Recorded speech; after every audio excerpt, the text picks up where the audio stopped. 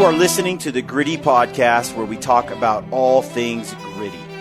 Life is not easy. It never was, and it never will be.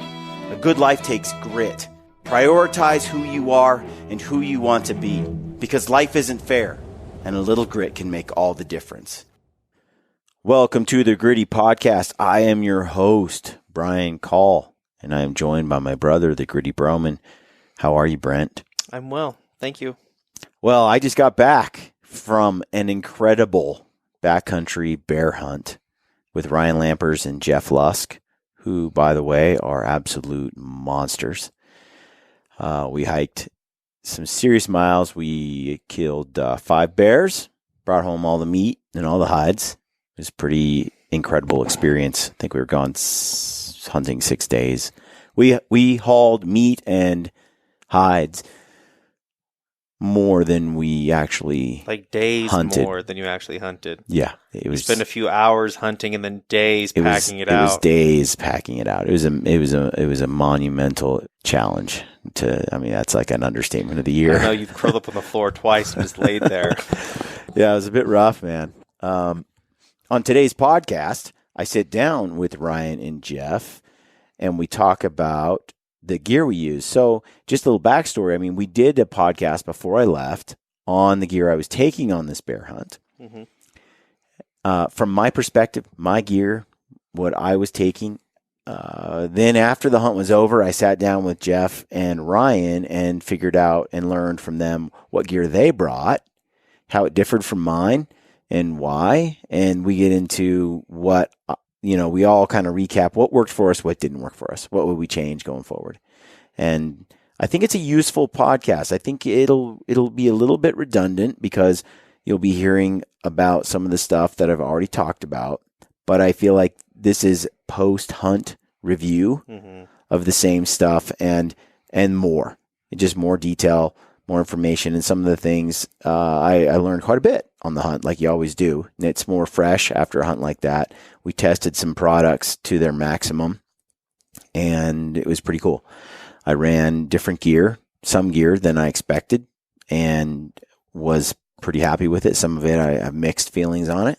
And we talk about nutrition and stuff again, and I'm stoked on the nutrition and the backcountry food I've been preparing and following a lot of Ryan's guidance in this area.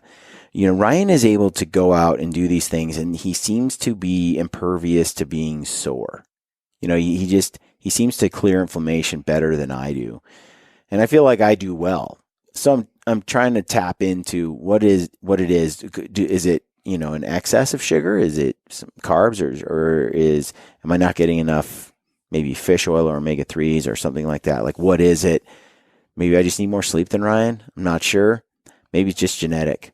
But he is on CBD oil, which he talks about on part. This is a 2-part podcast, so he talks about it on the part 2.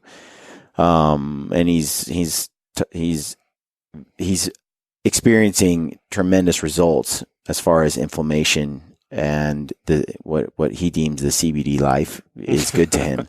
So I observed him in motion and doing it, and I'm going to tweak some things myself. But anyway, Brent, we cover gear. What gear? Pretty much everything. I have a running list so far, and I think I'm missing stuff. You guys talk about packs, quilts, stuff sacks, boots, shelters, rafts, guns, meat bags, knives, water sterilization kits, water bottles, pillows, pack stoves. You even talk about your favorite spoon. Well, that's important. Your favorite spoon is important. It is. It's enough because you talk about it every time. Brian's got his magical spoon. We all have the same spoon, I think. I think it's a great podcast. We didn't actually talk about the bear hunt, and I'll tell you why. Because we're going to release video from the hunt next week. So we're putting out a day-by-day series of the hunt. We got great video. Every shot's on film. It's beautiful footage, beautiful country, and we just wanted to turn that footage over and get it out as fast as possible. So I didn't want to talk about the hunt in a podcast and give away all the suspense before you have a chance to watch the film. You had 2 photographers. You had you and Jeff on the hunt. So you had two people Two capture video cool, guys. yeah, footage nonstop. Wannabe video guys. Wannabe photographers, yes. It's a lot of cool footage. So look forward to the YouTube videos, which will be out like next week. We'll be sharing that. We'll be delivering that to you. And then we're going to sit down, Jeff, Ryan, and I, and we're going to recap the bear hunt in detail after we've put the YouTube videos out. So I hope y'all love it. It was a cool hunt. I'm so excited to just get people excited about it. So that's why we're talking about gear post-hunt instead of the actual hunt itself. But I think that this is a very utilitarian podcast. You're going to find it useful. You're going to find it very beneficial. So check that out.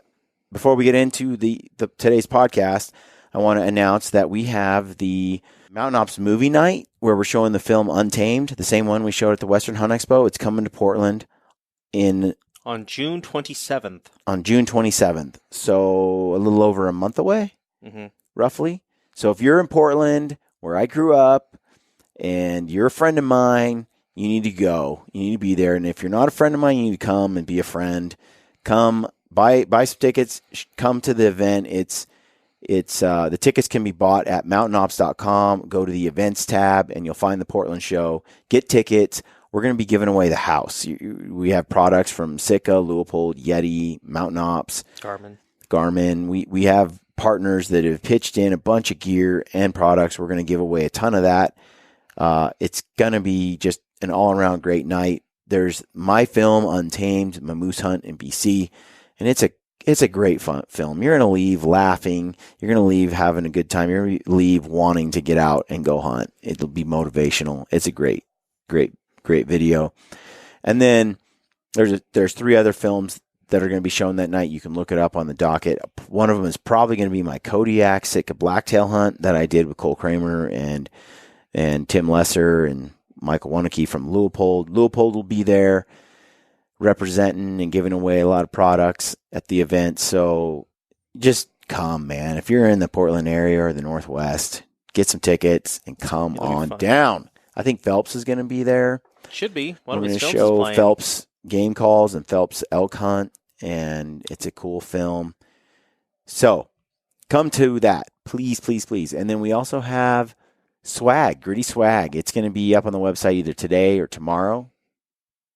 Something like that. Yeah, really soon. It's real close. I mean, it's like an email away from being done. And it would be we would greatly appreciate your support getting hats and shirts. And there's not a lot to them. They're kind of they're clean. They're clean. They're just logoed shirts.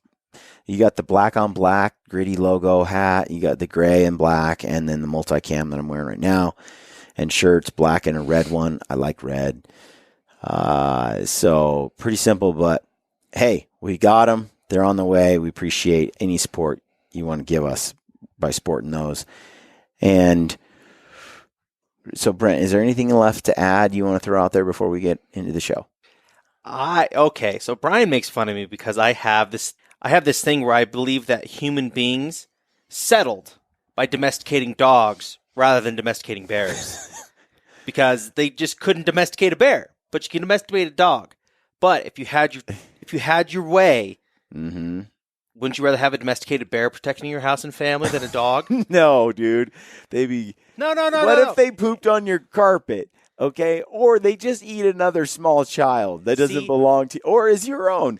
But that's just because we haven't grown with bears that we have with dogs. Newsflash: Grizzly Adams is fake. I'm just saying it's fake. I'm just saying. If human beings have the choice, and I think people would agree with me, we should have tried a little harder maybe domesticating bears over the dogs. Yeah, I'm not feeling it. I feel like, okay, I don't trust domesticated dogs, let alone a bear. Yes, but you would trust your domesticated big dog, and you would trust your giant domesticated bear. Mine, it's other people, Brent. It's like other people's children. They're not mine, and therefore they're all suspect. They're all a little bit crappy. They're all not disciplined enough. Okay, yes, but my point is is that if human beings could do a redo or have a do-over, I think they should try a little harder domesticating bears. Yeah, you know, it's funny. I came out, I talked in church once, and I said, other people's children aren't my favorite thing. And you would have thought that I hated babies. Like, I mean, you hate children? It's same with dogs. I don't necessarily like other people's dogs. Okay, Cruella. It's not like that.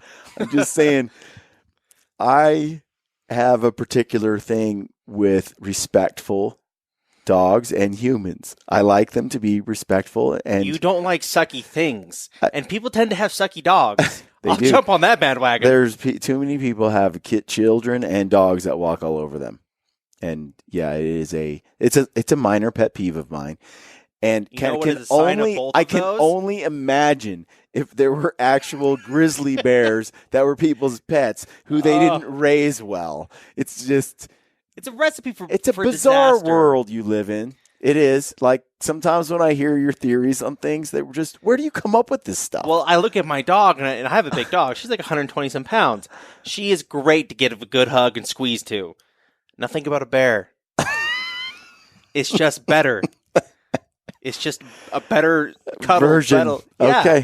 Okay. I mean, think of everything that a dog does and a bear does. I think a bear does it better. All right. There you have it, folks. There you have it. I hope get to the show. Enjoy the podcast and stay gritty. Welcome to the Gritty Podcast, folks. I am here with Ryan Lampers and Jeff Lusk, and we just finished an 8-day backcountry hunt for spring bear. We covered more than 60 vertical miles during that, and we were able to harvest 5 bears. Explain vertical miles real quick. Vertical meaning not horizontal.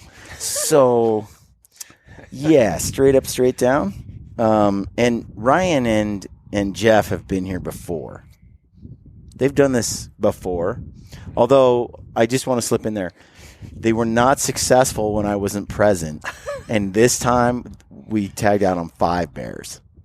Well, I think there's a key ingredient. I think we here. can explain this a little bit instead of just leaving it at that. So I liked where it laid. Oh, no. So Jeff and I we have hunted this hunt before, and but we'd never been there prior to the last year. And we went in there, and we went to a place we'd never been before, kind of just picked a spot. And we learned a lot last year. There were some things that we didn't have that we should have had. Some like geographical things that we couldn't get to where we wanted to get to. So we had like a lot of trouble getting to where we wanted to, and it took us a long time. So we changed a few things up this year. It was promising last year. We saw bears. We just couldn't get to them. And we also went at a later date where the boars were just cruising. So we kind of took what didn't work last year and changed it up a little bit this year. And it's kind of cool to learn a place like that and then take what we learned and use it this year. And you just happen to be the benefactor by coming with us. What a huge benefit. You know, somebody might come in like you guys last year and say, you know what, I'm not doing this again. Yeah. But last year is what made this year pay off as big as it did. Really. All the footwork, all the time, all the energy you put into it last year. Absolutely. It seemed like last year we were just a step behind. Like everything I feel like we did right, it just wasn't at the right time. And then this year it was like, we're going right there. We know that's where we need to be first. Shoot 2 bears out of that spot, you know? Yeah, the places we'd kind of figured out a little bit of a trail system, what there was of one. There was a river involved, which made things difficult. We figured that out this year. That's what got us to where we needed to be. And also the fact that we were there earlier. You know, the bears weren't moving around. They weren't. Explain why they were moving around. So last year, we got there for the rut. We were there first week of June. Mm-hmm. And the boars that we were seeing, it felt like we were always playing catch up, we'd see them, but they'd be cruising across the basin or whatever. And see them from afar, and then you try to catch up. And we just never could because they were looking for sows. This year, the bears are just out of hibernation. So we're finding like salad bowls, places where they're just kind of hunkered. Different time of year. Yeah, they're feeding and they're not worried about sows and they're not cruising country really, but they're kind of tucked into these little spots. Yeah. And we find those spots. So on today's episode, what we're going to talk about is not the actual hunt that much. We're going to dive into the gear. I did a podcast before I left on the particular gear I was bringing with me. And now I'm doing sort of a post-mortem assessment of how it worked, what didn't work. You guys bring a little bit different gear than I have. You own different stuff that's worked for you. So we're going to tap into that and see what your opinions are on everything from boots and food to cook stoves and the whole gamut. So we're going to dive into that. That's the subject of this podcast.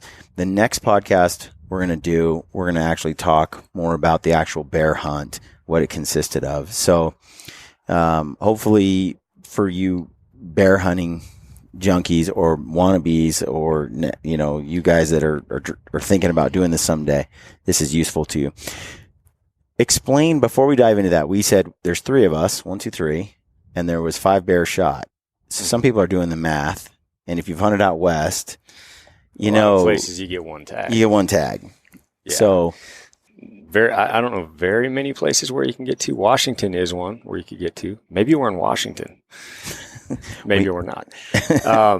Idaho is the other one I know that you can get to in certain units. There's reduced tag units. I don't know exactly 100% why they do that. My theory is on why they give out reduced tags is because there's some pretty rugged, wild, thick country where there's a lot of bears and they just don't get killed. You know, guys just aren't getting to them. So pretty high numbers and very hard to get. And I think those are the areas they kind of focus in on as far as because tags out for that unit. Because Idaho has a tag you can buy. It's called reduced. You get for $41 as a non-resident. It's yours. You can buy 2, $82, and you can have 2 tags. Yep. And these areas seem to be areas where they would like the bear population to be much lower than it is, to help the ungulate population perhaps be a little larger. But whatever the reason, that's how Idaho manages it, and you're able to harvest 2. So Ryan and I each shot 2 bears, and then Jeff shot mammoth, gorilla, giant bear. About 2 bears worth. Oh, certainly his bear was equal to my 2 bears for sure.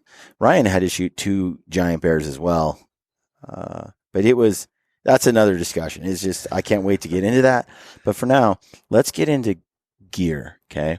And let's start with Lusk. What did you bring on this trip that you really felt was critical? I mean, obviously the typical pack and boots. If you can't haul 50 pounds comfortably, you have no business being there. So pack and boots, I think that's kind of a given. I did run an EXO 3500, and I ran the Summit, Crispy Summit boots. I've been running those for the last couple of years. They seem to be working pretty good. Some guys want a little bit more support. I kind of like a soft boot. I'd run an Ultra back there if I could get away with it, but it's probably not the smartest decision. They just blow out. Yeah, they blow out pretty quick. I did try a new sleeping bag on this trip, and it went away from the quilt, and I went with the new Stone Glacier 15-degree bag. I haven't slept in a sleeping bag in, 3 years maybe. I've been a quilt guy. And I think the reason I was so happy with the quilt originally is because my sleeping bag sucked before. So now going back to a sleeping bag, I'm like, that extra 10 ounces is going to be probably worth it. Other than that, I run a sock. I do a 2-layer system, the 5-toe and Gingy sock liner with the Darn Toughs. No blisters. I did get one hot spot when I took the liner off the one day to let them dry out, get clean. But other than that, that was a long side hill day too. That was a brutal day. We all use the sleeping bag from Stone Glacier. Yeah. Go into a little more detail on that because we all liked it, except I feel like it's a little snug at from the knees down. I want it to be spacious I can't figure throughout the entire length can't of figure you out.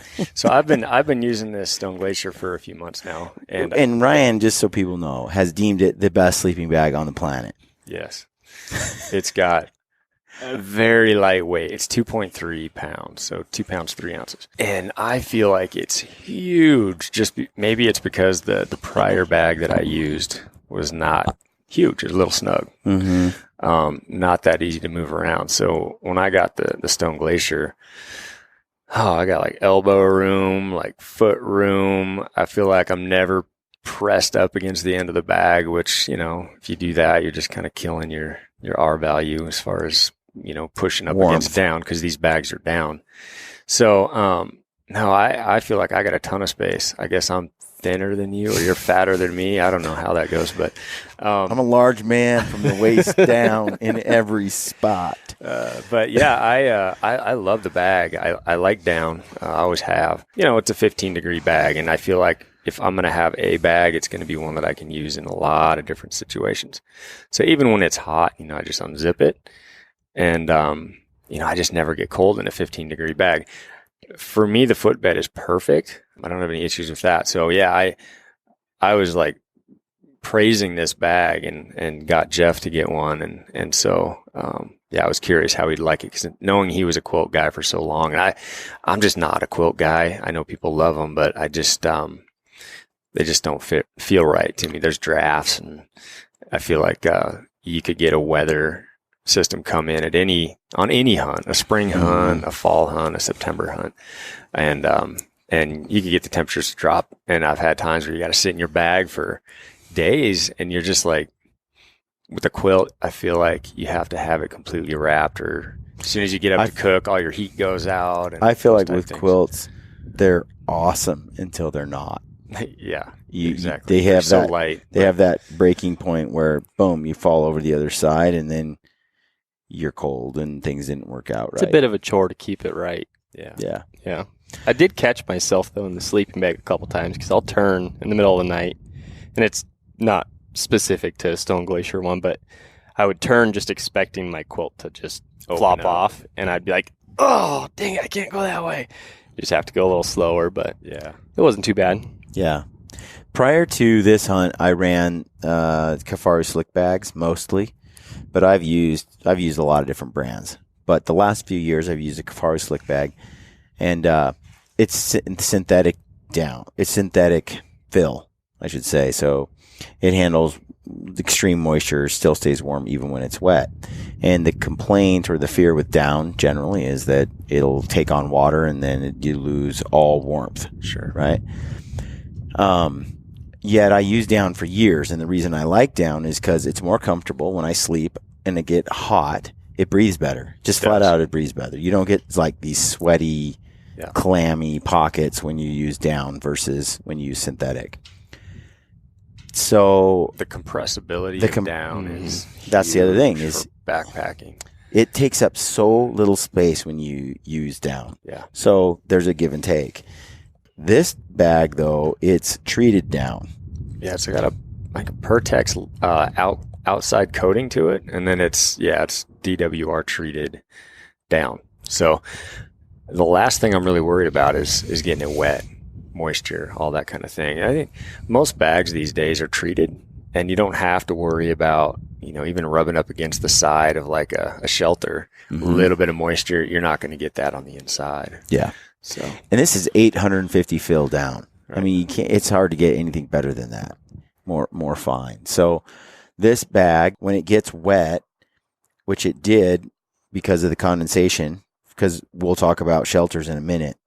I use the Seek Outside Aeolus, and it weighs 1 pound? 12 ounces. Okay, so 12 ounces. It's Dyneema Cuban fiber. I have a 6-ounce tarp that I've used for years. You've said you've had that like 10 years or something, right? Yeah. I love that material from the time I first started using it. And I've sort of been frustrated that more hunting companies didn't come out and use it in their shelters. Well, Seek Outside has finally done it, and this stuff is legit. So that Aeolus weighs nothing. You have your 2 poles. It's spacious. You can have 2 guys in there, plus gear. It allowed for quite a bit of airflow. We got some rain, and the edge of my bag peeked out under the tent in my sleep. Got rained on. Totally fine. Yeah. Still warm, still puffy, and it dried out in a short time. I imagine it can get fairly damp, and it's going to be just fine. Where Old Down wasn't like that. I have this old REI Kilo 5-degree bag or something like that. It got a little bit of moisture from condensation in the tent, and the bottom was just soaked, and your feet were cold. That down would pack down tight and hard to refluff.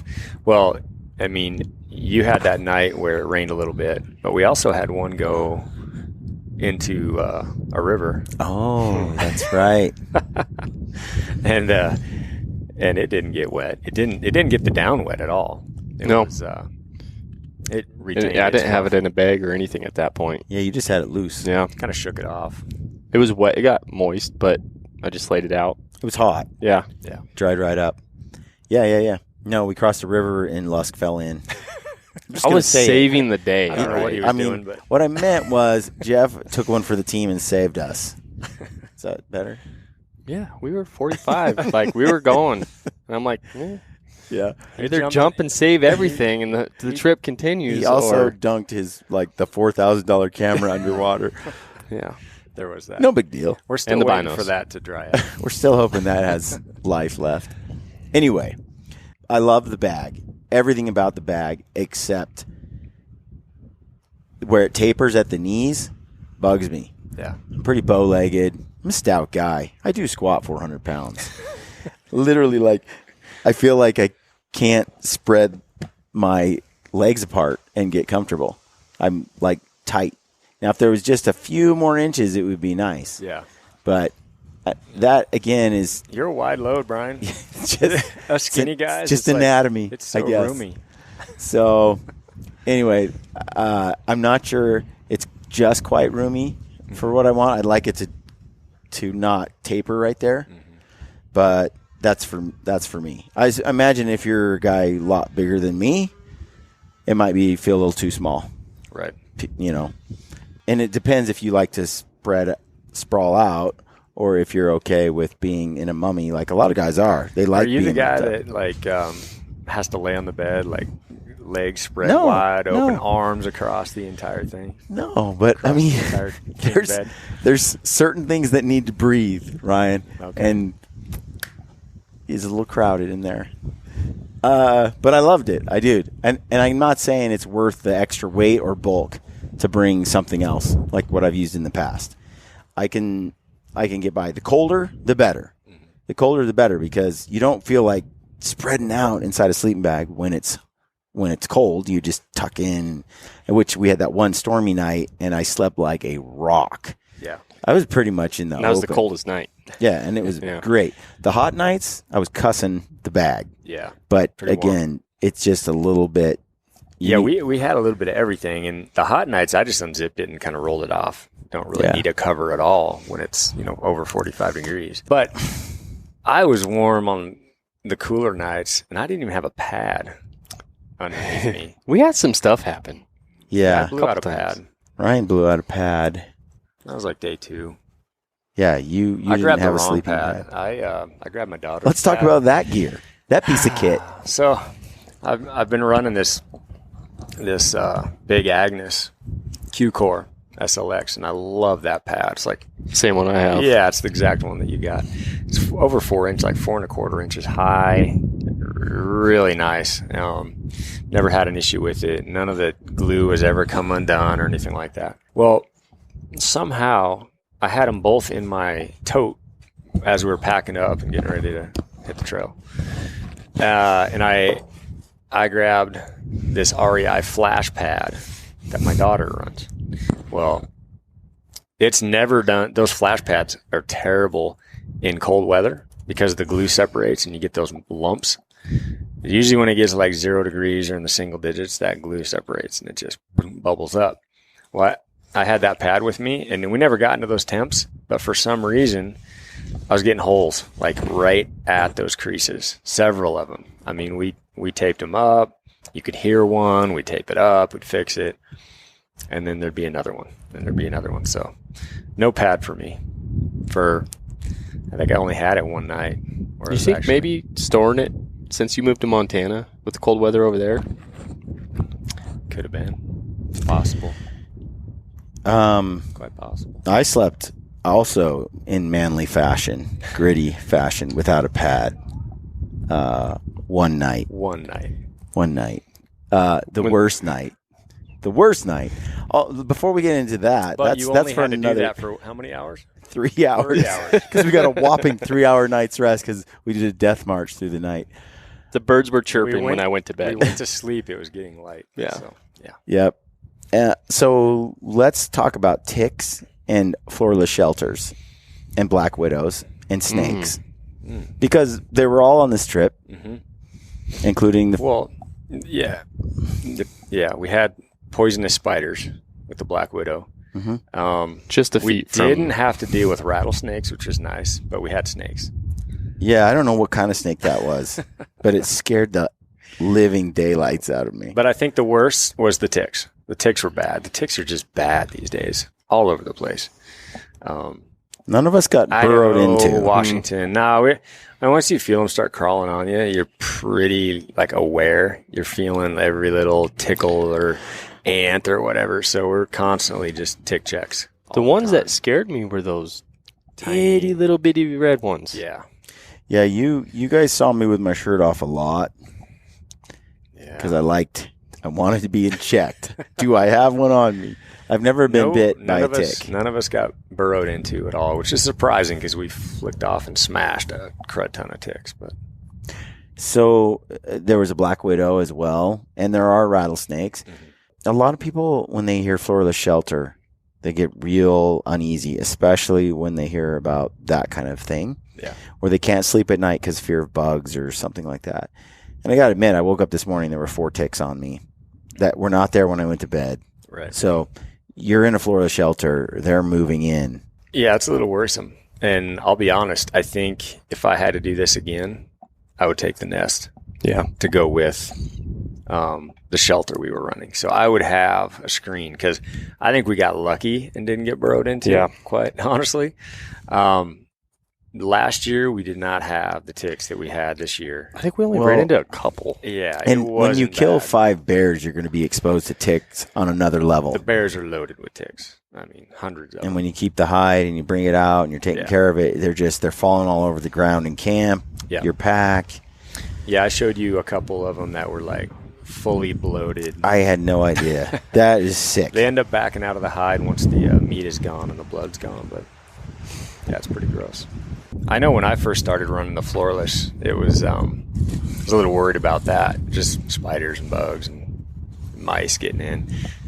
But we've had a lot of trips where we had no issues. This one, though, there was a lot of ticks. So, yeah, you always learn a little bit here and there. I think next year we'd probably pack the nest. It's still, I think, another pound or something that adds to the weight.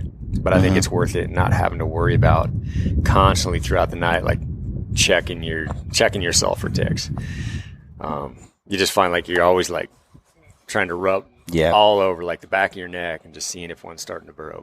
And the most likely time you're going to get one in you when you're sleeping. is when you're sleeping. So you hate to have I've them had just people, they just crawl into their armpits, and by morning they're fully engulfed and inside, burrowed in. So that's disgusting. Yeah, it is, especially when Ryan showed me what a tick looks like after it's filled with blood, and I was like, that's not the same thing. Oh, yeah. It's no, that's a tick that's fully bloated. And I'm like, yeah, they started backing out of the hides because there was no more blood there. So they just slowly back out. And then you got these big old blood-filled sacks crawling around the bear hide. So it's pretty nasty.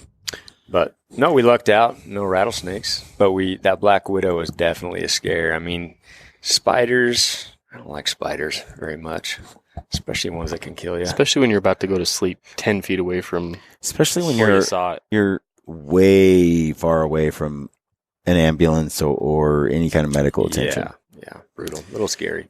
That's an in-reach SOS. Yeah. You pray. So tell me tell me, Ryan, about the shelters, what they're made out of, their shape, size, benefits, what you've noticed compared to other. So we ran a couple different shelters on this one. Knowing we had 3 guys, we wanted, in case we had weather this time of year, sometimes you get these big squalls come in and you kind of have to dry out at the end of the day. So we brought a shelter where we could pack a stove if we needed to from our base camp. We brought the Cimarron in that same Dyneema Cuban fiber material. So it's really light. The Cimarron is great because it's really spacious for 2 guys and the stove. If you were to use it, you got plenty of space in there. It's only 1.5 pounds with that Dyneema, so it's really light. And the stove is about that. It's teepee shaped. Yeah, the basic teepee style floorless shelter is that Cimarron. And that's what Jeff and I ran the entire trip. I love that shelter. I came away thinking, man, because we've ran that LBO for a while now, and it's very roomy. Yeah, and you can double base it, and it's similar, but the Cimarron's better. I like this material. Yeah, it's and so the material. Light. So light. 1.5 pounds for 2 guys. Probably could have got 3, maybe. But if we needed the stove to go with it, 2 guys in the stove would have been great. The other shelter we ran was the Aeolus that Seek Outside just came up with. And what that is that's going to be a shelter that I'll use solo a lot because it's 12 ounces. You can run it off your trekkers very easily. And, it's just a basic, it pins down to the sides, but it's kind of a unique, and I wasn't sure if I was going to like it when I first, put it up. Like the entryways, the vestibules. There's no zipper on the Aeolus. Yep. It's a slide system. So it actually, one of the, basically a guy outline, you're running like this, not a zipper, but thing. It kind of it's like pulls a curtain. It up. So it's like a curtain that's and it slides pulls it up open and down. so you can get in or out of that vestibule. So after we used it a little bit, it's a pretty good system. It's different in that it opens up the ends a little bit, so it's not pinned to the ground. So I'm still a little in a windy situation, you'd want to guy it out a little bit differently. You'd want to pin it to the ground. But the advantage of that, the way it sets up is there's a lot of air going through this. You don't have any condensation issues. I like the system. I don't think you're typically going to pitch that in a spot on the top of a mountain, probably where there's a crud ton of wind. Yeah. And if you do, you just got to pitch a little bit. Dude, if you sleep under a tarp, any kind of tarp system, this is a step up in my opinion. Oh yeah. I love the shape of it, and it's surprisingly spacious for 12 ounces. Absolutely. And it only takes a minute to pitch. And even though it's kind of sucked climbing out the door a little bit, it's worth it for not having the weight of the zippers and to deal with all of that kind of stuff. You just have this piece you throw those trekking poles down, boom, shelter's up. How was it sitting up inside? Easy, full body. Your whole body is all the headroom you could. Both trekking poles you kind of max out at 52 inches, so not quite maxed out.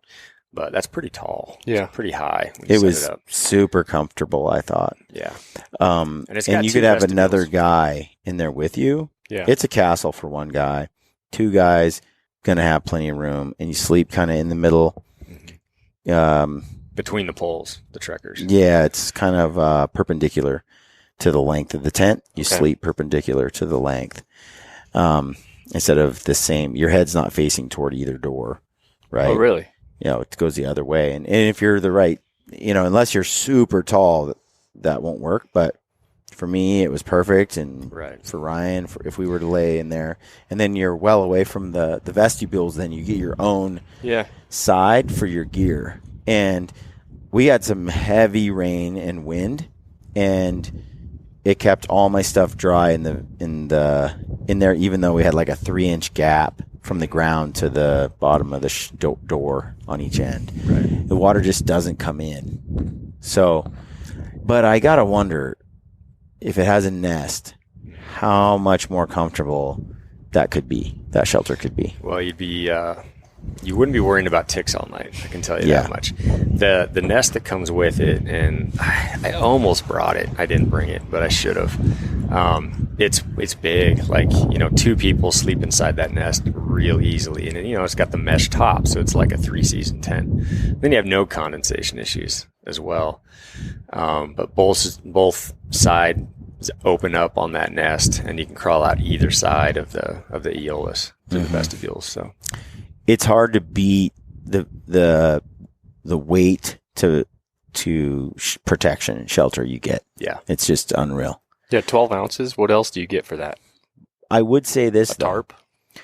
if it's 12 ounces and it's 1.5 pounds for the Cimarron, I would take the Cimarron yeah. with 2 guys any day of the week. Absolutely. It's so spacious in there. You got a ton of space. And if you're packing the stove, you get weather. It's just nice to have that. Solo, it's tempting to bring the Cimarron because, let's face it, it's 1.5 pounds. Right? But 12 ounces, Yeah. when you're really shaving ounces, the Aeolus is all you need. I'm thinking of like for elk hunts solo. in the timber. I'll be running that Aeolus all the time. Nevada style hunts, that's going to be it. That Aeolus is going to be great. That's good You're always because on you're the move. looking You're for backpack hunting. You never really set up a base camp. Yeah. Keep it with you. It's easy to put up and tear down, and super light. And something to consider, like if you've slept outside, when you do sleep outside on the ground, you bring some kind of ground cloth. You have one that you use that is made by Seek Outside.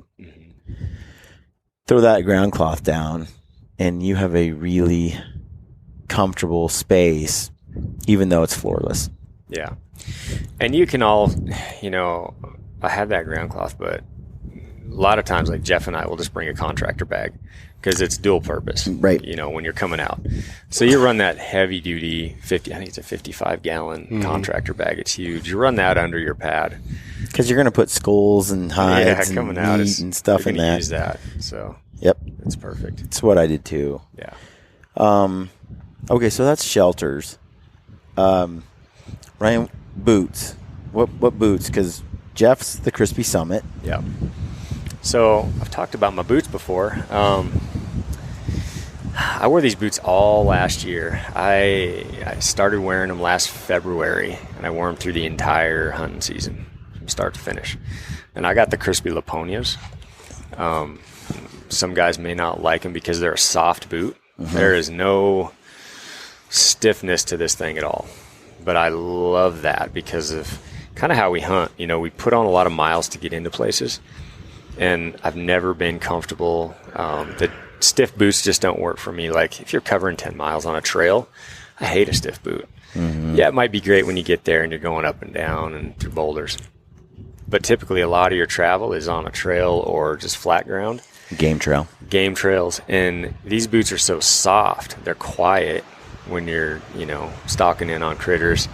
And they're just comfortable. They're like a slipper. Well, I wanted to get one last hunt out of these boots because there's not one thing wrong with these boots. Because he's cheap. Yes. Because he's cheap. It's frugal. He's frugal. I like frugal better. Yeah, frugal. And they're just so dang comfortable, and they're so waterproof. They're an all leather boot, but there's hardly any tread left on these things. They've had a lot of miles on them. So I wanted to get one last. I don't know if that was the smartest move because we hit some stuff this last week where I felt like I could have slid to my death because I didn't have any grip where you guys were covering it pretty good. My boots are very slick. So You're talking 100-pound pack or more on a 100-foot fall. Yeah. With slick boots. Right. Yeah, you looked a little sketched out as you went down a couple of those He shoes. got on his butt a couple times. Yeah, I was I like, did. he's But did you see how many times I just slid. Yep. Yeah. So probably not the best move. I'm having a hard time parting with these boots, and Crispy's out of stock on Laponia, so can't get them. But I did pack my micro spikes around. What I was worried about is wet with these things. That would have been horrible. Yeah. We didn't have to experience a lot of wet days climbing around in the steeps. Fortunately, I would have had to put those spikes on, or I would have made it. Yeah. I would have slipped. So I wore the Crispy Colorado which is, it has the crispy Brickstall sole and the Summit upper with the ABS system built into it, the ankle brace system. So it's got the ankle brace stability of the Summit is lacking, but it's got the breathable Summit upper that's synthetic that I really like. But the sole is a little stiffer like the Brickstall, which seems to be a big favorite among all the hunters, especially those that like a little stiffer boot.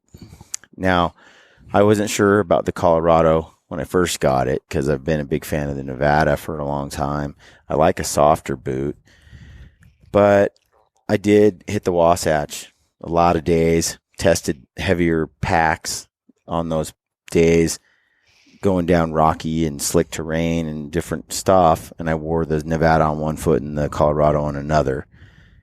And I just ended up realizing that on this kind of hunt we're on right now, where it's super steep with a heavy pack, I just felt like my ankle and my feet had less fatigue, and I felt better, more secure in the Colorado by far than I did in the other. And I knew that just from opposite boots on different feet and testing it.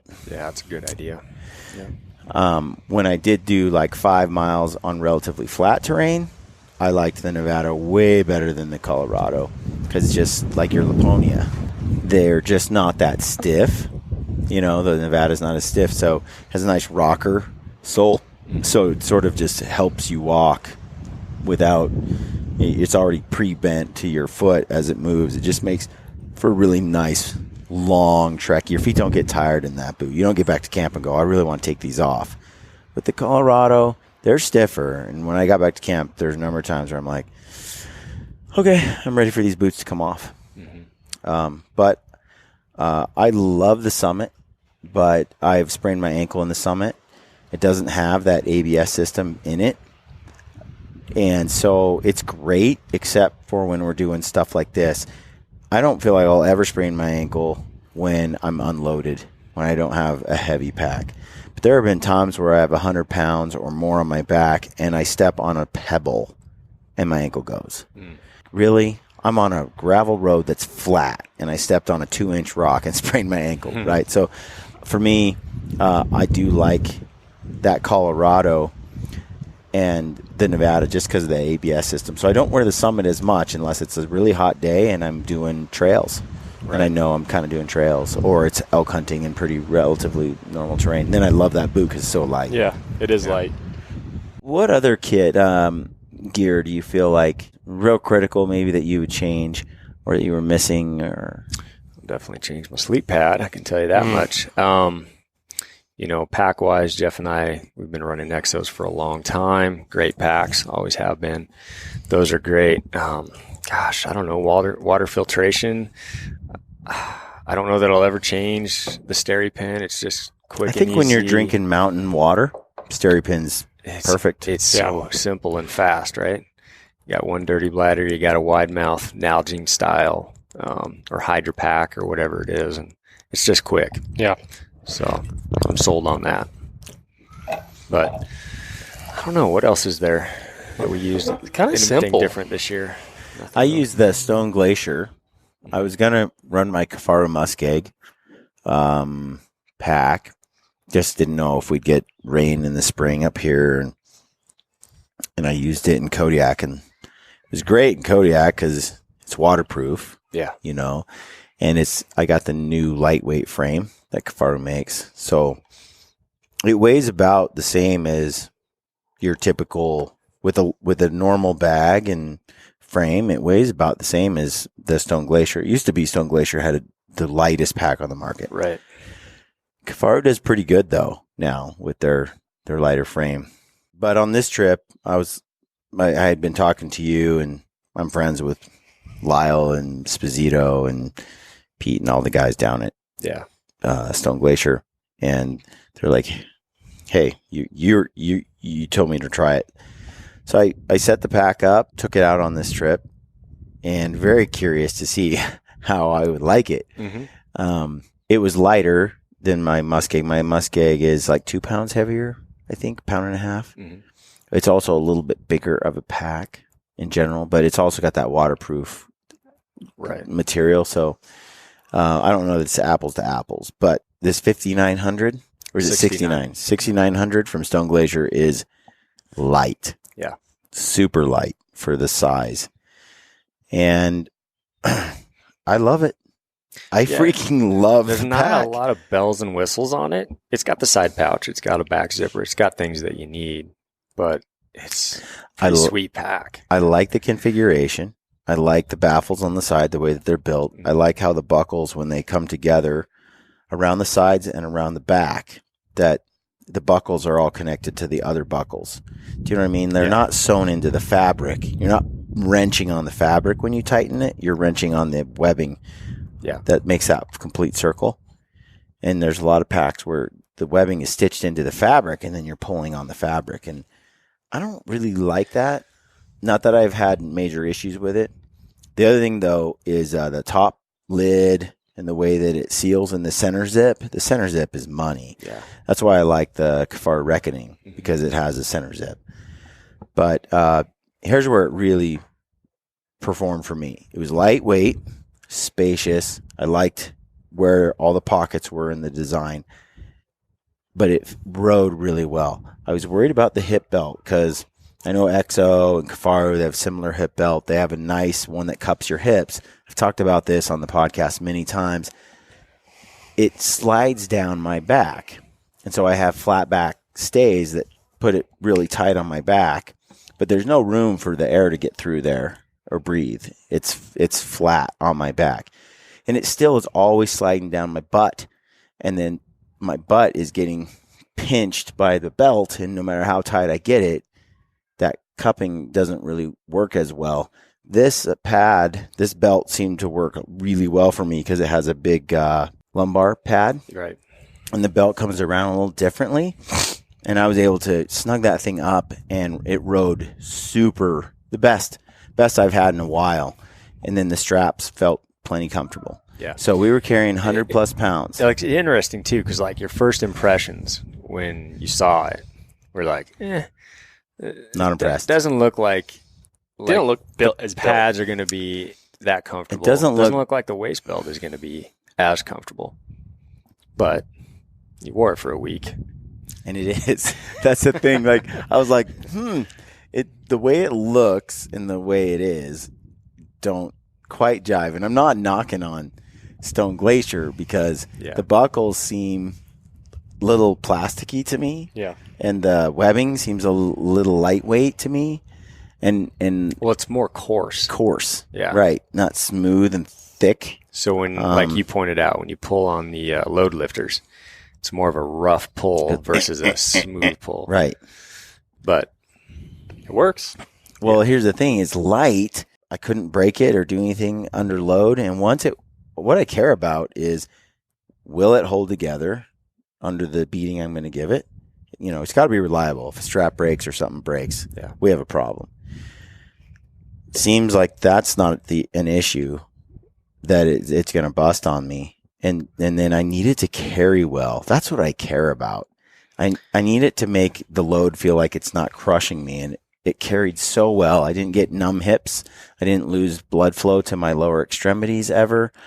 I didn't have the butt rash I get because my cheeks rubbed together. Too many squats. Well, I'm telling you, the pad slips over your butt, and then the top of your butt cheeks get smashed together, and then as you're walking, I've got that disease called no butt at all. Yeah, so I don't have that. Like, I have a big round booty, and those cheeks rub together, and then they bleed. I didn't have that problem. It's just like I'm golden. Yeah, I heard you. I mean, I heard you multiple times say, "Man, this thing everything rides well." Yeah. When we were hauling, another bear out and another bear out, and we're always underweight. And I heard you kept commenting on how well it rode. Like you were surprised, but it's really, really well. And then the other thing I liked about it was the gun holding system. It's got that little sling, and at first I said the same thing to you. I'm like, really? It looks so janky. Yeah. Like, it's like a little we were string. in the parking lot, and I'm like, Ryan, this is, and then we stuck the gun on, and it's strapped on. And you're like, and you pull this, and it comes down. I'm like, uh-huh.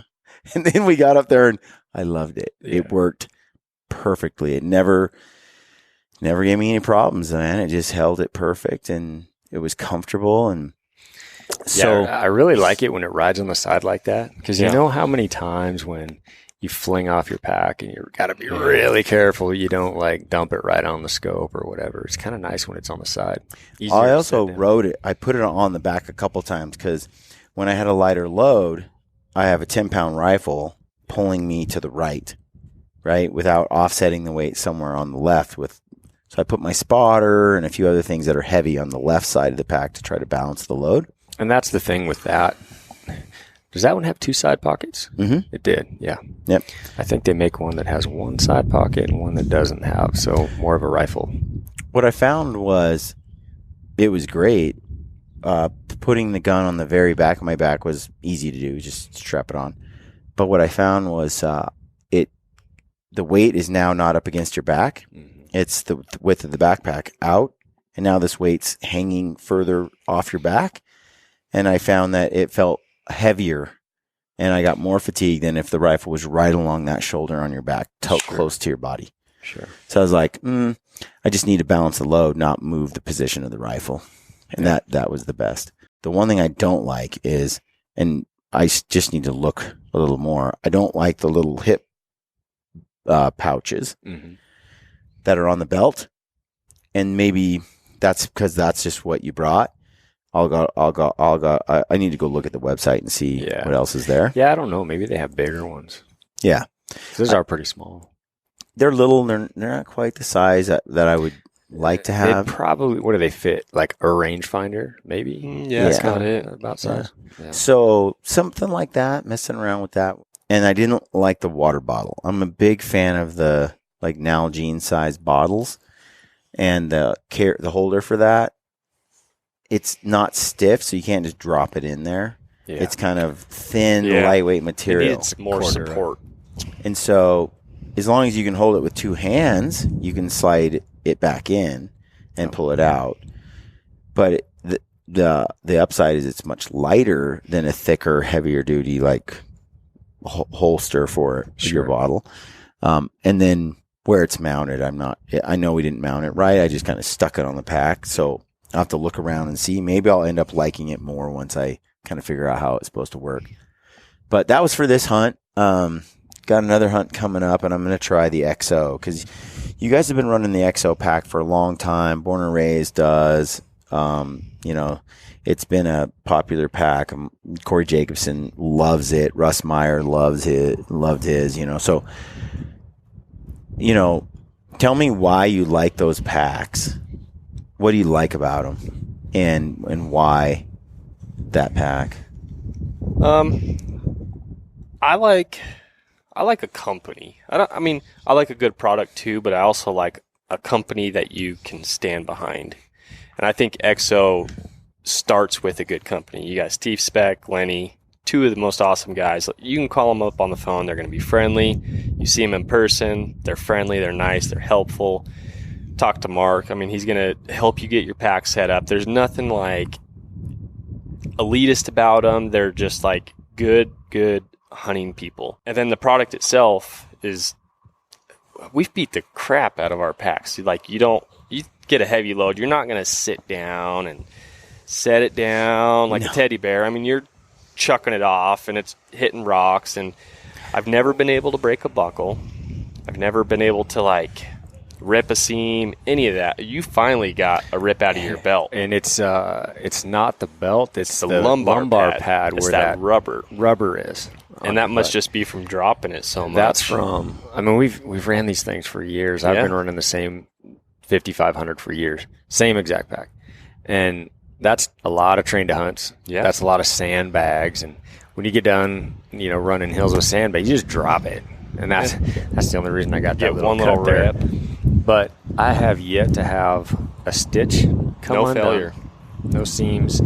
There's several things I like on the XO that are different. They've got a little bit of that stretch material for your drink, like your water bottle pockets, or you could slip a butt of a gun in there. And then their back zipper is that same stretching material that you can cram a pair of puffy pants. You can fit a lot You in can that. cram your puffy, your gloves. My steri pen's always back there in my spoon. I really like that back pocket. It just rides really well, It does. and it's tough. But I'm not a big guy, and I had a heavy load coming out, Yeah. Well, and I managed to make it still. well, the amount of use that we all put our packs through, Yeah. and the fact your packs look like they're 50 years old. Yeah. Like you guys have beat the crud out of. They're ugly looking. I'm just They gonna are. say it. They're ugly. They say XO, and they're ugly. It's they've had some abuse. they've had there's some- blood stains. there's from, blood I don't and know how dirt many and years. grime, and but the thing is you can't question the durability. They must carry well because you guys are cruising. So Well, he's carrying 3/4 his body weight. I Jeff's not know. a big guy. I think He's I carrying had over 100 pounds. Yeah, I weigh 155 on a heavy day. I was over 100 on that load. I don't know what it was, but I had. Yeah, it was heavy. yeah, He's carrying it well. yep. So, something to be said about that. But I know a lot of guys that love the Exos, and I don't have. There's little changes in anything. You I'm can- excited to try You it can look out. at a Stone Glacier, and I like their top pocket a little better where the zipper is, and there's just little tweaks and things that you could change. That's but one of my favorite things is the top pocket on the Stone Glacier. awesome. And here's another cheesy thing I like about the Stone Glacier. It's so clean. Like when you fill it up and you strap it down, you put it on your back, it just looks sexy. Where a lot of pretty good. like a lot of other It's ones, nice they're not. squared. They're formed, like Right. it's formed, and so you fill it up and it just all the pockets are all just clean and nice, and the lid is clean and everything is clean. Yeah. And some Mine of the doesn't other look like that. No. Mine looks ugly. He doesn't know how to strap his buckles in the right spot. I don't. Sometimes they're totally off, but I know. I look Every at time I Jeff's- get to him, I'm like, gosh dang it, hold on. Some of them aren't even strapped; they're banging on my side. But Jeff's always he always packs his bag real clean and perfect. nice. Like everything goes in the same spot. Mine just gets crammed in there, and it still rides well. But It's because he has CBD. He can do Yeah, that. totally. He doesn't have to get it all loaded right.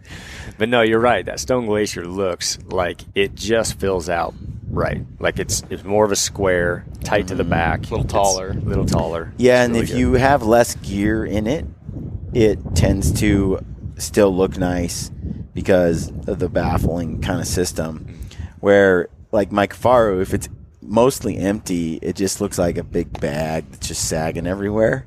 Yeah. So it's kind of a cheesy thing Looks to like like you just about got it. a tummy tuck. The one thing I like about the Kafaro that's sexy is it just looks military Yeah. in a way, and it looks like it could get run over by a tank. right. It feels like it could get run over by a tank. Yeah. The buckles feel different. There's a certain feel to that Kafaro that's just Yeah. nice as well. So it's great. I mean, there's a lot of great companies out there. I am super excited about that Stone Glacier pack, more than I expected, and also stoked about the Seek Outside shelters because I have been a Dyneema Cuban fiber fan for more than 10 years. And to finally have a tent, a shelter made out of that material, it's just like, what's taking so long? You know, Yeah. why would you ever do like a bivy sack or anything when you have a 12-ounce shelter now? And Yeah. with a stove, 1.5 pounds. And how much does the stove weigh? Another pound and a half, Pound 2 and a half, pounds something maybe. like that. They got some real small ones. So 3 pounds total weight Right. for stove and you're shelter. comfy and able to take. 3 pounds. I remember a beating buying with a weather. tent that looked like a coffin. Yeah. That was 3 pounds. Yeah. And thinking I had finally scored like 2 pounds. Well, the little MSR Hubba that I've ran for 20 years that I Two used, something. It's 3 pounds. 3 pounds? It's if you get the carbon stakes, you're just under 3. And this Dyneema Cimarron with the stove. It's a fortress. It's a and then compared to a Hubba and a stove and a stove, and a stove. and it's not a one-person tent. No, it was a giant 2-person. It Yeah, was very, very comfortable. I was jealous, a little bit jealous, on that windy day, but I still slept in the Eolus like a champ. Yeah. Any clothing changes you'd make? So, gosh, I kind of used a couple different type pants this year. I've been running those Stone Glacier pants. I've lived in those Stone Glacier pants for 3 months. I rarely even wash those things. They're just very, very comfy. You and I were talking prior to this trip about, how hot is it going to be? What's the weather? You're trying to figure out if like a Sitka Timberline is going to be the right, thickness or whatever, or an Ascent. I started in the Stone Glacier pants on the cooler time, but I went to the Ascent pant in the end because it was hot. It was in the 70s, mid 70s. And as much as I like those Stone Glacier pants, they're built tough as nails. Probably last forever, but they were way too hot for when we were hiking with weight up and down that elevation.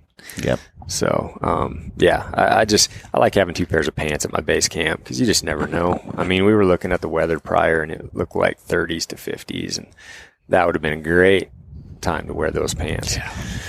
But then when you get in the mid 70s, you just sweat too much. So, I don't know. I ran merino socks like always, same. Merino base layers. Puffy, always have the puffy. I ran that Stone Glacier puffy. That thing's going to be with me all year. That thing's great. Super light. It's that same Pertex coating on it. Real tough material. So. Jeff? I'm pretty simple too. I wear a merino top base layer with a hood, just in case, I don't know, sometimes that little extra breeze, that hood just takes away enough. And I'll throw an extra base layer in my pack, and I have a puffy jacket. And when I wake up, I put the puffy on. When I go to bed, I put the puffy on. Pretty much the whole day, just one merino top. Prana stretch pants, because I lose weight up there. So I need that extra little tightening belt there, which is nice. And that's about it. I don't really run a bottom base layer ever, unless it's cold. They frustrate me more than anything. So, yeah. Throw on a little pair of merino gloves and call it a day. Yeah, it seems to be like typical of every trip. You can cut it down to 4 layers on your top. Yeah. Merino base layer, a hoodie, a puffy, and a rain jacket. And a rain jacket, yep. But that will keep you warm. That'll, in all conditions right there. Yeah. Big storms, whatever. I rarely bring like a layer, like a merino base layer anymore. It's just the pants. Yeah. And then a set of rain gear. And that would be an extra. But sometimes I don't even bring the pants, like a rain gear set of pants. It's just the top. Goes back to the contractor bag. Yeah, there's things that you have to crawl in. You can do that. Yeah, there's things that didn't come out of my bag that I brought. Part of that's because the weather didn't change. The weather wasn't rainy or anything. But for me, I tried those Ingenie 5-toe socks as my sock liner. Mm-hmm. And then the same Gore socks I always wear. But the Ingenie sock liners, we talked about how bad I sweat. I got hot feet a couple of days wearing those sock liners. They're just, I don't know if it's the material that they're made out of. They're not like maybe 100% wool or they're too thick. I'm not sure. But I've been wearing these little black, thin, like hose type smart wool sock liners forever. So I got envious of your 5-toe, so I went and bought those and tried them. They're not for me. No, they're not. You were saying you just needed something to get that moisture away quicker. Yeah. Mm-hmm. I felt like those socks got saturated with sweat because they're a little thick, and it didn't get the moisture. Then it didn't transfer into the outer sock quick enough. Yeah, right. And so I'd get them soaked, and this will happen. Like I'll see a bear, adrenaline gushes. Adrenaline comes. I'm Water super starts stoked. shooting out of his boots. And literally my feet just gush sweat. And after we had a cool encounter and shot a bear, Ryan's like, how do your feet feel? And I'm like, they're soaking wet. And that's just how it is, man. It's just genetic. My dad's the same way. Back to this thin sock liners, I swapped back to those, and then we could hike any miles we want. 0 heat in my feet. So, for guys, I think those 5-fingered socks, the Ingenie or Ingenie or whatever they are. Those things are great. Like I like those on long trail hikes. Mm-hmm. Long trail hikes. Your toes don't rub on skin. They're separated. death hike type things. Yeah. Those things are great for that. Long distance walks and hikes. And I do really well with them, just a thin outer layer over those, a real thin merino on the top of that Yeah. 5-finger sock. But Yeah. I think the lesson here is guys need to experiment with, figure out what works for you. yeah, not everybody's built the same. Absolutely. And it was nice when I switched to the other liner and was like, I didn't have to like worry about blisters. You know, it was like, oh, finally I can just like walk around, and that is liberating. And so guys can get, I think, discouraged because they're like, every time they go out, it wouldn't matter how often I hiked. If I don't have the right system down, I'm going to get blisters. And sometimes, like for other guys I've hunted with, they've got to put Luco tape on everything before they go, and they run that throughout the week. And that seems to be the answer for them. But for me, yeah, it's definitely that super thin sock liner, smart wool with just about any outer sock that is a hiking sock. Yeah. Yep. I liked the, I think it's the Sitka Ascent. It's like the microlight hoodie. It's got a little face mask in it. Yeah, it's nice. But this thing right here, and I got it in camo too, but I lived in it. And then I like the puffy vest that Sitka makes. It's the Kelvin Light vest, and then I use the Kelvin Light hoodie. So if I'm cold, I'll put the vest on and then the hoodie over that. If I'm really, usually that's enough for me. Pull my socks up to my knees if I'm cold. The pants, I wore the Apex pant for this trip. Which is the merino blend that Yep. Sitka puts out. Yep. And the reason that they built this pant is for spot and stock, to make a very quiet pant. Also pant that's, it's for mule deer in August, right? And it's a pant that is super quiet. Like the Ascent is comfortable. I'd say more comfortable, but it's loud. It is. Yeah. So if you're walking through brush or just walking at all, it makes noise. These Apex pants are real quiet, and they're still cool, but they feel like a pair of nice pajamas, thicker pajamas. And I put 4 or 5 holes in them this week, and they just took a beating. There's holes all over in them. They were not built for this type of hunt. And I think the mountain pant was probably the mountain pant or the Ascent was the right choice to bring. Mountain pant in the first part of the week and the Ascent pant later. I just like a really thin pant, but it gets to a point where if it's super cold, that thin pant can be miserable. Yeah. So I'm with you, Jeff. I will never wear. It has to be really cold. I will never wear an insulating layer in the lower half of my body. Yeah. I'd rather bring leg warmers, slip them over my calf muscles, and Knee-high socks. knee-high socks. That's because you can always just shove those down, take them off. You don't have to strip down You're naked. Yeah, it's dumb. So that's I always have gaiters too. I always have gaiters in my bag, and it's just for in case you get the wind. That's what I was gonna say. Is throw the gaiters on. You throw the gaiters on, and you have like that flash rain jacket.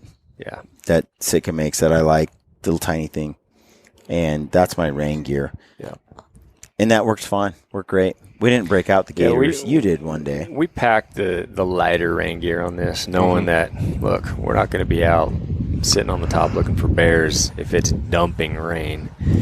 Probably going to go crawl under a tree somewhere or put the shelter up. So we just packed the lightest rain gear we had. Didn't go with the heavy stuff on this trip.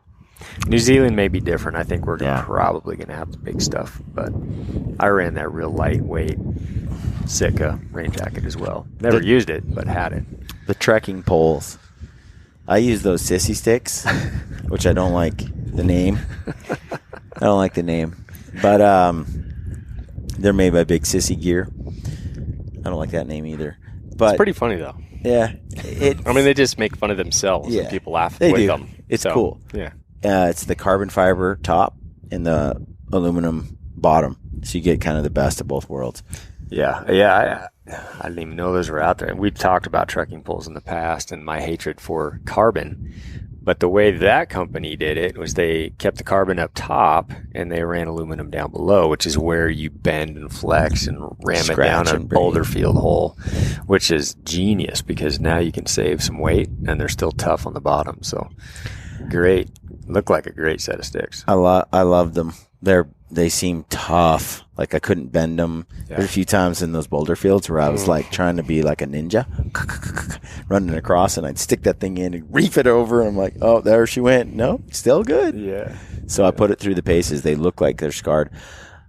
I don't like that they're loud. Like I talked about this. Can't a company make a quiet tipped That screws on. It doesn't just fall It right doesn't out. just cap on and off. Yeah, those little blunt tips are great for hiking down a dirt trail, but when you're off trail and you're sticking it in dirt or through a rock field or One sticky fall patch right of off. mud, and they stick in the ground, and they come up without the tip. Yeah, and I use those for mule deer hunting because you take those, I don't know what those little carbon tips are. They're loud, aluminum tips or whatever they are. They're loud. Every rock you hit, Tink, I feel like tink, every mule deer in the tink. county hears you coming. So I run those snubbers or those blunts on the ends of them, but inevitably you lose one and then you lose another one. It's like you just got to keep throwing them on there. So yeah, I wish a company would Thinking about like have something to Gorilla Glue or something as well. Have a set that or is. Grady sticks. I like your thinking. The other thing was the basket. So I didn't have the screw-on baskets right. on mine.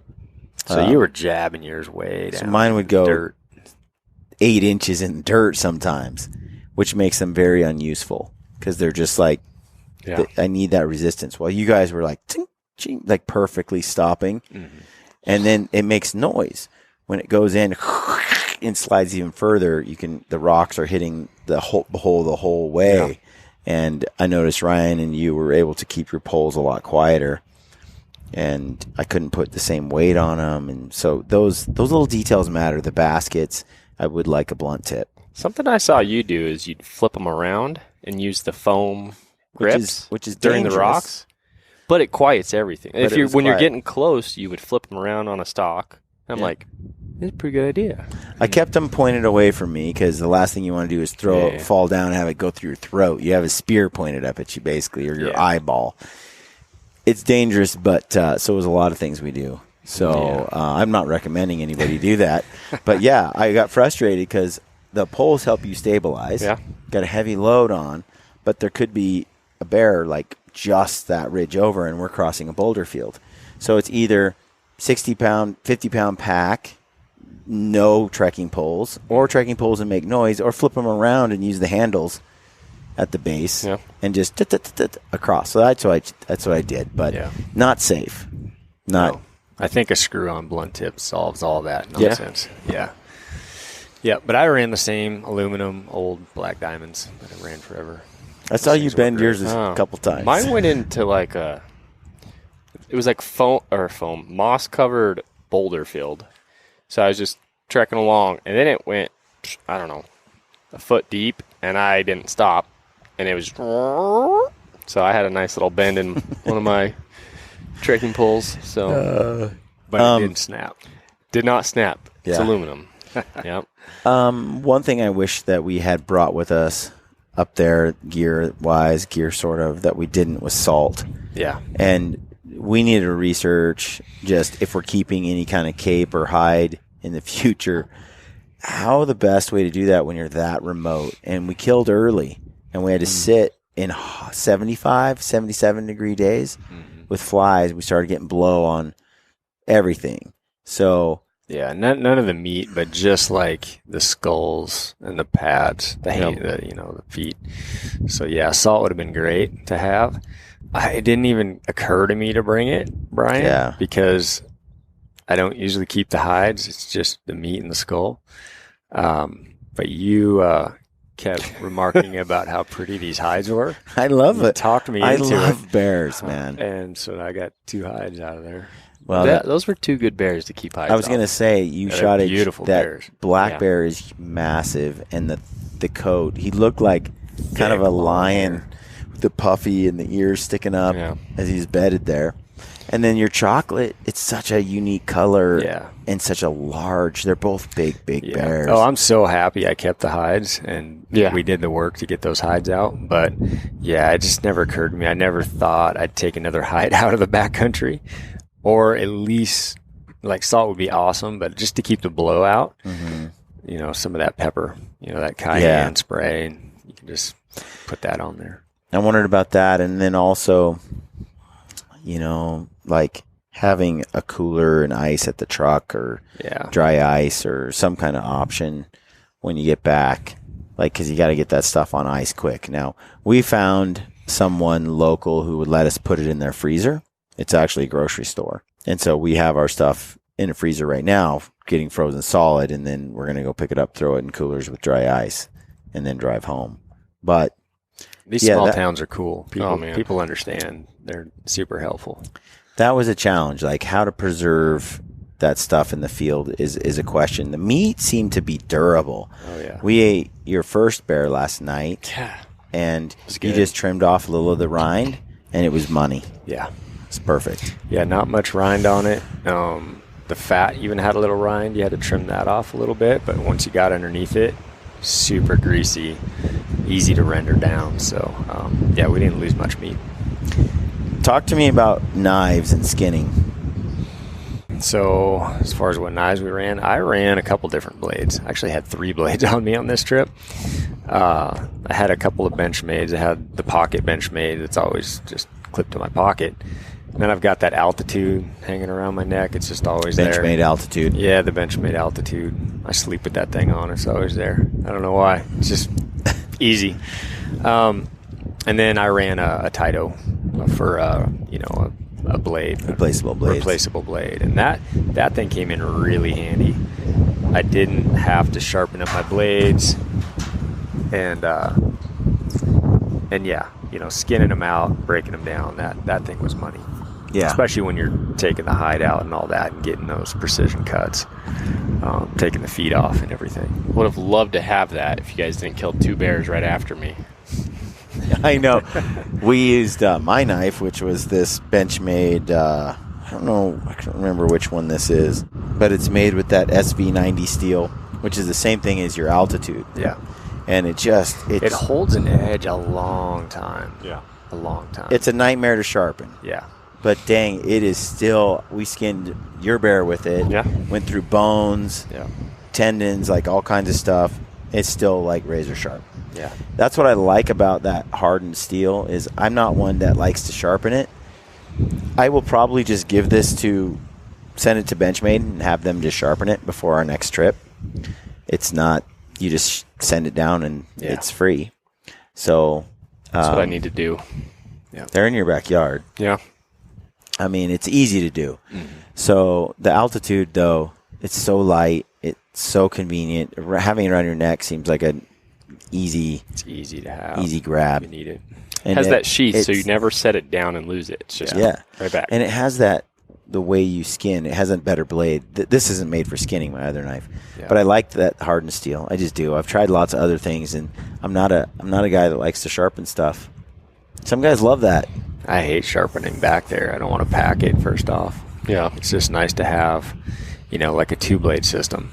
Yep. And I think that Altitude, and then maybe like, the Taito is nice. The Taito is nice. It's 2 ounces. It's super light. Yeah. A couple extra blades and you're solid. It's hard to beat that. I like how it fits in my hand too. I like it. So. Game bags, maybe. Yeah. Yeah. So Jeff ran a little something different. Yeah. I found a little company last year that,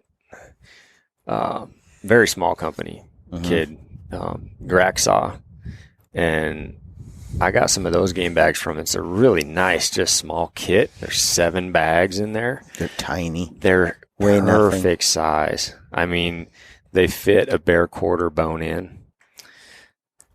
And most of the time we're going to be, for deer and elk and everything, we're not leaving any bone in. We're breaking it all off and taking no bone out. And they're just perfect for that. And they're super lightweight, pretty durable. We put a few holes in there, but we were chucking stuff around pretty good. Yeah.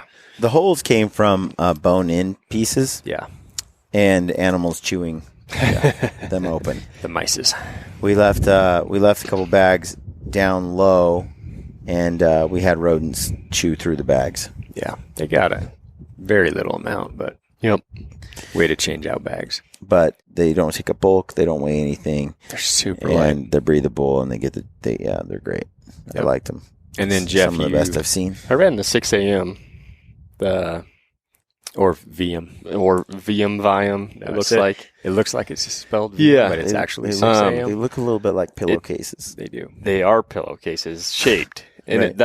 I They're love the bigger. material. I think they're tough. They feel like I put my puffy in one, I could sleep on it, but there is extra bag there, Mm-hmm. So if it could just be a little bit trimmer, and he does have different sizes, and I brought some of the bigger ones. So Yours look more like for an elk. well, I knew I was going to kill the Style. biggest bear, so Dang it. The other thing too is stacking. Like I like bags that are long and vertical, Yeah. so they go in your bag. yeah. pretty So these easily. things fit, between your frame and your bag really, really well. Yeah, The I liked how graphics did. the shape here, guys. Yeah. Just a nice tubular, like Uh-huh. a tube of sand that you get. It's just fits nice and tight up against your back. Yep, I like that one. So what are you shooting, Ryan? Gun wise. So I am with the old tried and true 300 Win Mag. That caliber is just, I don't know, it's hard to beat. It's like, if you're going to have one gun, that 300 Win Mag is awesome. And you're able to shoot, a 200 grain bullet or more. And it's just a thumper. So, I'm shooting a Weatherby 300 Win Mag, and it's topped with that Vortex long range scope. Traded out scopes and put that on there, and the thing is just incredible. I was pretty impressed. Yeah, you can zoom out to 24 power. And it's still clear. It's super clear.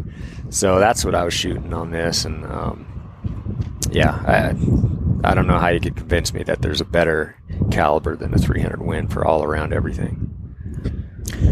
I have a 300 Win as well. Yours is a Weatherby. Yeah, I got a Christensen Arms. I think they weighed about the same. I think so. I think they're about 6. Well, I think the Weatherby's about 6 3/4 minus scope. 6 3/4 right in there. But I think the finished weight, we were right around 9 pounds each for our rifles. That's, the whole thing.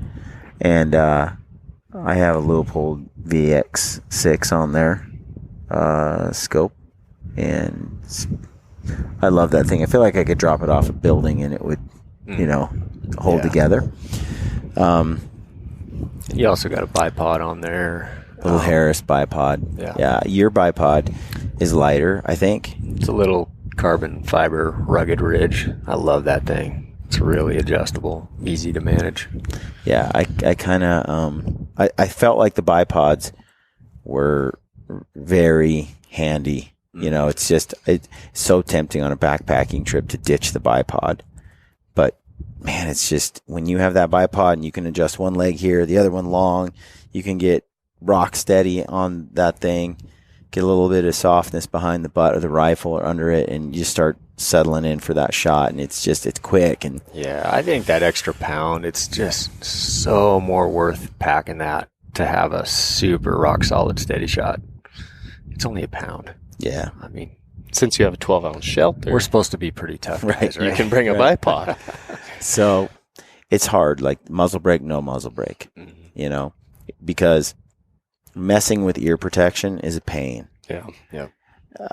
But also shooting a 300 Win Mag without a muzzle brake is kind of sucky. Like, Ryan, we have him on video taking a beat on his first bear, and and he shoots and it just barely kicks back, and you're still looking through the scope, and you saw the animal drop through the scope. Yeah, That's hard to do when you don't have a muzzle brake. for sure. A good muzzle brake. Yeah. Makes a world of difference. So, and that's where ear protection, it's kind of, It's a pain, but for like these bears, you got a little bit of time to set up, and you got to have it real handy. I noticed you had that, I don't know what you call that piece, the ear protection. It's kind of like just around my neck. almost like a necklace. It just kind of hangs there the whole trip. I have those little custom mold Mm-hmm. orange pieces. You get them at a pharmacy and you mold them to your ears, like for swimmer's ear and stuff. And I just keep those in the pouch of my my bino harness, and it's just right there always. And you just gotta try to like pay attention to it and remember. It's easy to leave them off, and I've shot it, without. And there's times where, if in a pinch, I could. I really didn't. I was telling myself for the last couple of weeks, like, it only takes a moment to take care of your ears. So just be disciplined about it. It's very easy to let the heat of the moment supersede that so you can get the animal you've been after. But I feel like that's a short-term gain with a long-term loss strategy over time. Yeah. Like, just get disciplined about the ear protection. Absolutely. You were in a pinch on a bear, and you still put him in. I saw that on the. I wasn't there, but I watched it back. Yeah. And you were like, "There's a bear," and it was like right there, and you threw your gun up, and right before you shot, you were like, You went up and slipped it in right your back ear. in, and you still had the time. So Yeah, and Well, I what did my almost wife tell you about me? You're deaf. I'm deaf. You're deaf. Because in the early years, I wasn't diligent about the ear protection at all. It was bad. So yeah. Yeah. I felt like it'll cost you a shot here and there, especially if you're not planning ahead with it. That's why having it just right there around the neck, it was easy to just kind of pop it in. And had I been a little more practiced, I wouldn't have had to pause just for that second to put them in. yeah. But I was glad I did. I worked. still got the shot, and still. I looked at it. I had him in the scope, and the bear didn't look like it looked like it was going to stay there for a sec, and because I could have just squeezed off if it looked like he was going to disappear, but I still had some range, like another 10 yards, and I was like, I just decided to take that second, and I'm always torn in a hunting situation. A lot of guys are like, take the brake off, dude, get rid of it. You don't need it, but I like keeping my eye through that scope Yeah. and watching. I swear he didn't even blink. No. He's pretty like emotionless out there. Yeah. I think for Ryan, the emotion's there. It's just, it's intense emotion, but it's quiet. But he's hunted by himself for so many years, so he no one, celebrates with himself inside. Oh, I'm dancing around in the inside. I'm not showing it on the outside. It's kind of like when he rode across the river, and he's just like, yeah, let's talk about boats. So we backpacked into this area, and we brought that Watermaster raft for a section of the river that we knew we were going to want to cross. And it's too heavy. Yeah. It's too heavy for this kind of remote backcountry trip. We managed to tote it in to where we went, and it was great because it could hold 800 pounds or something. And it's still lightweight. It's like 35, 37 pounds. But, alpaca makes like a 7-pound and an 11-pound. Is that right? Or 14? Yeah. I would have felt a lot better doing light. that. I think it's like 7-8 pounds, 8 pounds or something like that. That's what we should have had. But We should have, because even splitting the weight of this 35-pound raft, man, if you had one 7-pound raft, yeah. that river was easy. We make multiple trips back and forth, which is what we did. Basically, you can't not. It's white water. Yeah. So It's rough. And the thing is, like, Jeff and I, like we mentioned before, we were there before. It was nowhere near as high as it was this year. Last year it was pretty you're a easy. month later. Yeah. And this Snow year had all melted. It was brown a little bit. Yep. And it was, a foot and a half higher? Oh, dude, It got worse as we were there, too. It was- went up a foot while we were there. it so. was raging, and Ryan Lampers wanted me to shoot Deliverance, the rapids of hell. He's like, "This is a great spot right here. It'll put you in Just right don't here. miss that Just giant don't miss rock. that rock or that rock." I'm like, Well, "What are you talking?" I'm doing the math. Like, I see a nice back eddy on the opposite side. I know you got to get there. It's pretty tight down here, but if we go up in this little rapid section, we'll hit that little back eddy and pull you into the other side. Yeah, if you don't flip on like 7 obstacles along the way. Get a little wet, but No big deal. which we did on the way there. We were in a bit of a hurry, and we loaded the boat up, and we were all eager. We put all our gear in it, all 3 guys, and shot across the river. And we made it. Almost tipped a couple times, took on a lot of water. The exit wasn't very graceful.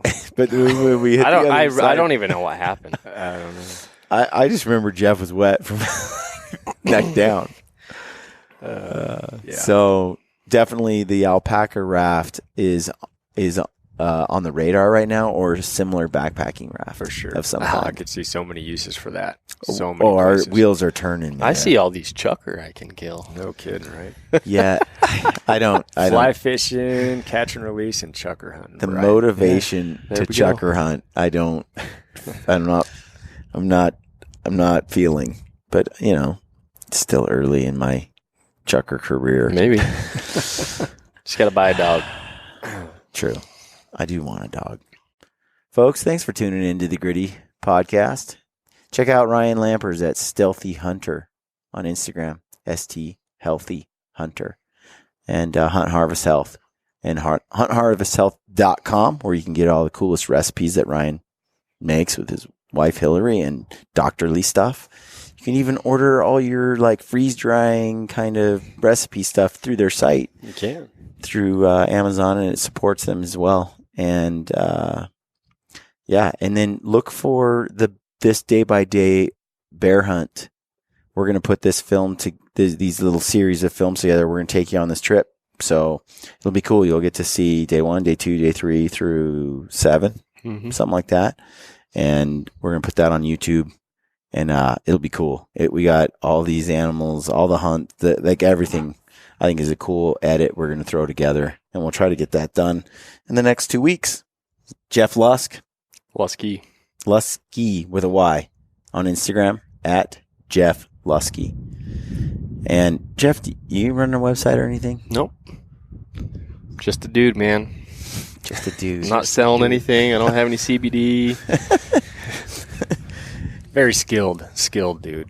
Yes. Wait till you very see these skilled. photos. And the videos. Yeah. Yep. It's going to be a good deal. It is. I'm looking forward to the next trip that I'm inviting myself on. Oh, for sure. Seriously. Thanks, guys, for tuning in. And as always, stay gritty.